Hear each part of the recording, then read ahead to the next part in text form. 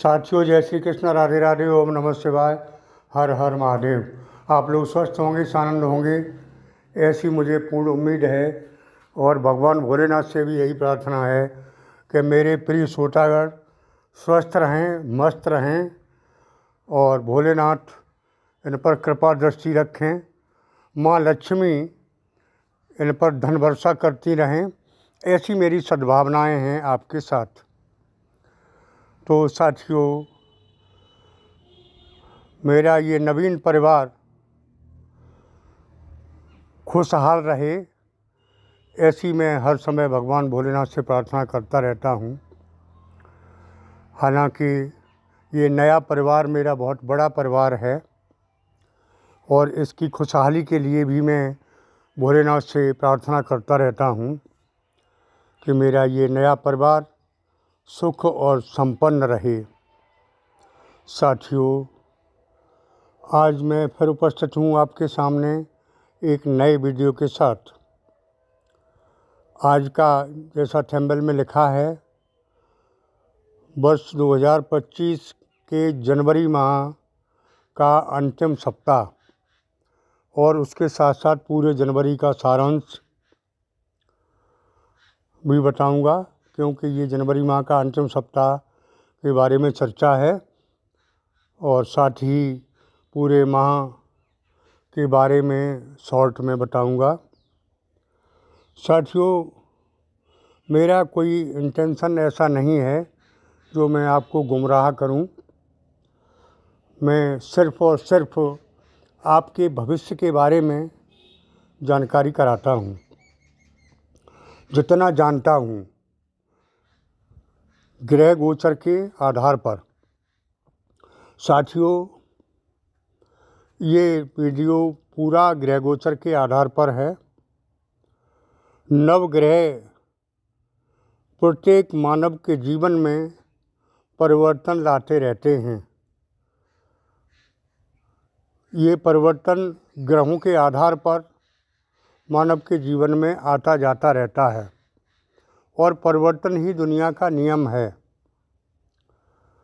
तो जीवन के परिवर्तन, दुख, सुख, कष्ट, परेशानी, सुख, चैन, सभी कुछ इन ग्रहों पर डिपेंड है।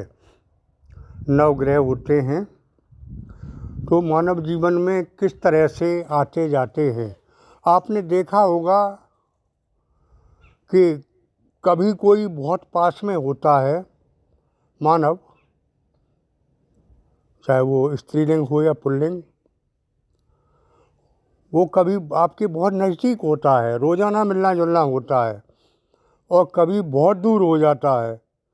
मैं तो, आप माने न माने, मानव मनुष्य को भी एक ग्रह ही मानता हूँ, जो कभी बहुत नज़दीक होते हैं और कभी बहुत दूर चला जाता है। आपने देखा होगा कि कई मानव कभी कभी बहुत नज़दीक होते हैं, रोज़ाना हम उनसे मिलते हैं,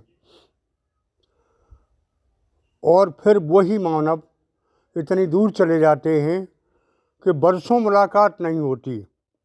तो ये क्या है? ये सब ग्रहों का ही खेल है। प्रैक्टिकल में मैं समझाने का प्रयास करता हूँ। तो साथियों, ग्रहों का परिवर्तन आपके जीवन में परिवर्तन लाता है, इसमें कोई शंका वाली बात नहीं है। तो साथियों,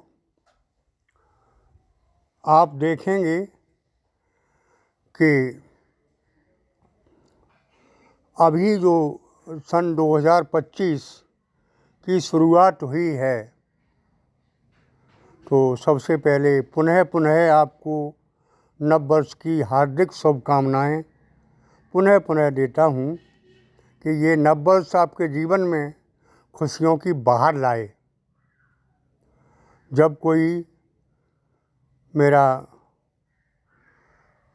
श्रोता पूछता है कि आचार्य जी, मैं ये नया खरीद रहा हूँ, समय कैसा है, तो मुझे बेहद खुशी होती है। समय आ रहा है ऐसा कि इस समय में यानी अंतिम सप्ताह के बारे में तो बता ही रहा हूँ, लेकिन कुछ समय ऐसा बता रहा हूँ जिस समय में आप नई खरीदारी कर सकते हैं, करेंगे, योग हैं। वो क्या है? 14 जनवरी से 12 फरवरी। इस समय में आप गाड़ी, प्लाट, मकान, कोई वाहन यानी भूमि भवन वाहन, इनसे संबंधित कोई खरीदारी करेंगे, ऐसा योग बन चुका है, बन रहा है। तो साथियों, ये वर्ष 2025 का प्रथम सप्ताह में आपके प्रोग्रेस की शुरुआत हो चुकी है। आप लोग ये कहेंगे कि आचार्य जी एक ही बात ज़्यादातर बताते हैं, तो एक बात नहीं बता रहा हूँ इस समय में आपको। हालांकि मैं नेगेटिव बातें कम बताता हूँ, लेकिन आप लोग सोचते होंगे कि ये सब पॉजिटिव ही बताते हैं, तो नेगेटिव भी बता दूँ आपको कि इस समय काल में मंगल की वजह से आपका स्वभाव थोड़ा चिड़चिड़ा रहेगा, गुस्सा आएगा, एग्रेशन बढ़ेगा। इसका आपको कंट्रोल करना है। ये रही नेगेटिव बात।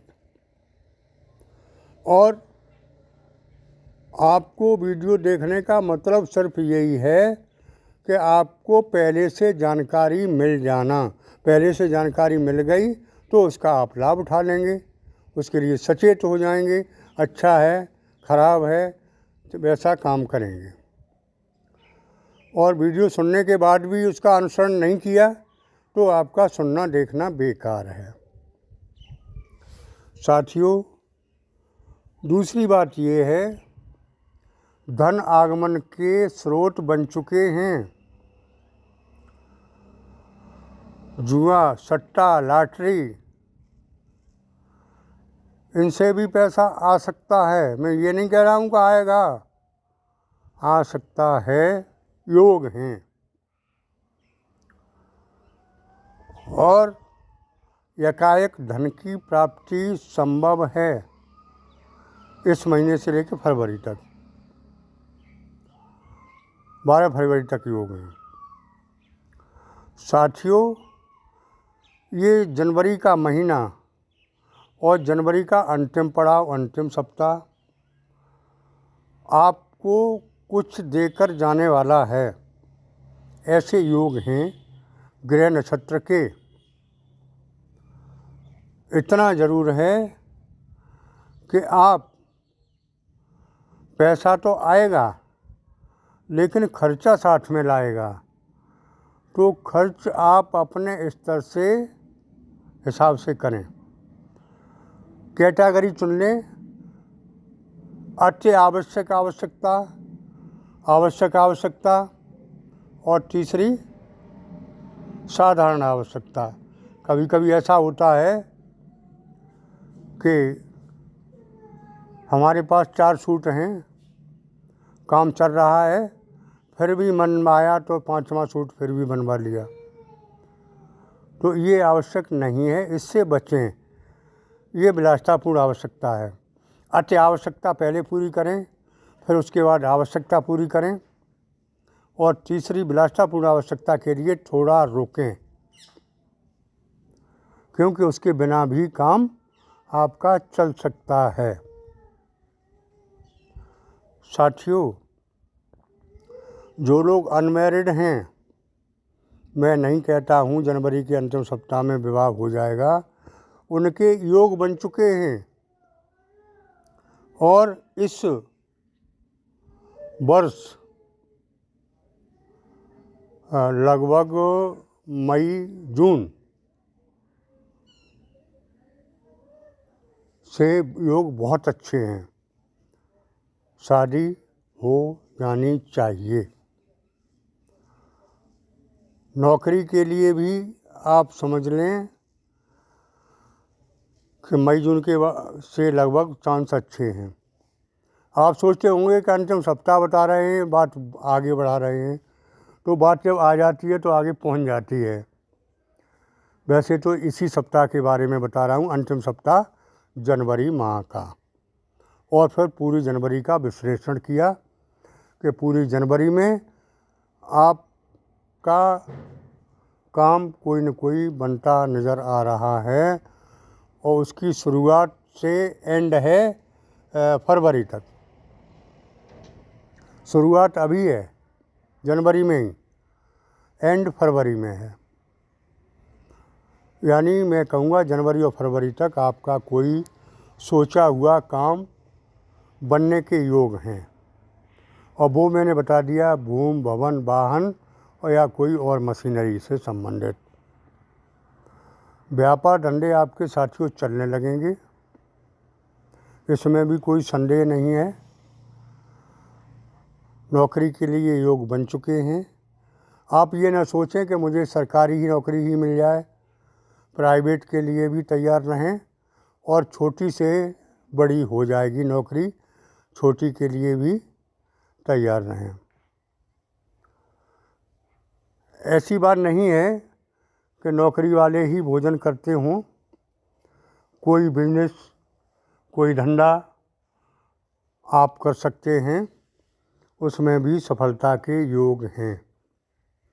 लव लाइफ में सफलता के योग बन चुके हैं, इसमें भी कोई संदेह वाली बात नहीं है। लव लाइफ अरेंज मैरिज में चेंज हो सकती है या लव लाइफ वाले कहीं घूमने जा सकते हैं।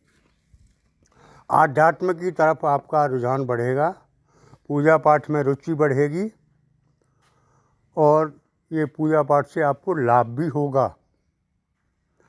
साथियों, पूजा पाठ तो सभी लोग करते हैं ज़्यादातर, लेकिन विधिवत करें, व्यवस्थित करें तो उसका फल कई गुना ज़्यादा हो जाता है।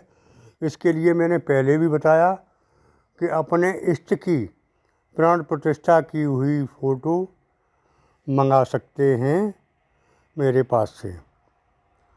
व्हाट्सएप पर पता, नाम पता स्पष्ट रूप में लिखकर। जिन लोगों की अभी प्राण प्रतिष्ठा की हुई फ़ोटो नहीं पहुंची हैं, वो थोड़ा इंतज़ार और करें। कुछ व्यवधान आने के कारण विलम्ब हुआ है और शीघ्र ही उनकी पहुंच जाएंगी। वैसे ज़्यादातर पहुंच चुकी हैं, नहीं पहुंची हैं उनकी भी निश्चित अगले हफ्ते में पहुंच जाएंगी, डिस्पैच हो चुकी हैं। तो आप भी अपने इष्ट की मंगा सकते हैं। और भोलेनाथ से शुरुआत होती है वैसे हमारी तो, कि हमारे इष्ट भोलेनाथ हैं जो कि महादानी हैं, बहुत जल्दी प्रसन्न होते हैं थोड़ी सी सेवा में। तो मैं ये नहीं कहता हूँ कि सबके इष्ट भोलेनाथ हों, जो इष्ट हों वो अपने इष्ट को ना छोड़ें और साथ में भोलेनाथ का महामंत्र ओम नमः शिवाय का जाप करते रहें। निश्चित सफलता मिलेगी, इसमें किसी ग्रह गोचर की आवश्यकता नहीं है। अगर आपने मन से, पूरे मनोयोग से ओम नमः शिवाय महामंत्र का जाप कर लिया तो आपके सभी कष्ट निवारण होंगे। ये मैं डंके की चोट कहता हूँ। आपके दुश्मन परास्त होंगे। अभी दुश्मन आप पर हावी हैं, जो कि पिछले साइड से आपको परेशान करने की कोशिश करते हैं, सामने आने का प्रयास नहीं कर पाते हैं। तो भोलेनाथ का अगर थोड़ा सा भी हाथ रहा तो दुश्मन चारों खाने चित्त होंगे, इसमें भी कोई शंका वाली बात नहीं है। साथियों, मैं कोई बात से गुमराह नहीं करता हूँ। आप किसी के चक्कर में ये न पड़ें कि मैं पूजा कर दूँगा, ये कर दूँगा, वो कर दूँगा, ग्रह शांत कर दूँगा, जिससे आपको बहुत पैसा आएगा, आपकी आपके कष्टों का निवारण होगा, कुछ नहीं। आपको खुद करना है।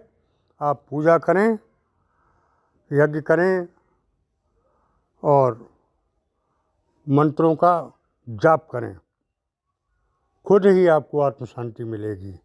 किसी के बहकावे में ना आए और ना ही किसी के गुमराहपन में आए। ये विज्ञान है, ज्योतिष विज्ञान के आधार पर है। इसमें किसी के गुमराह करने की आवश्यकता नहीं है। साथियों, मेरी बात अच्छी लगी हो तो कमेंट बॉक्स में ओम नमः शिवाय हर हर महादेव लिखें और चैनल को सब्सक्राइब करें। आज के वीडियो में इतना ही।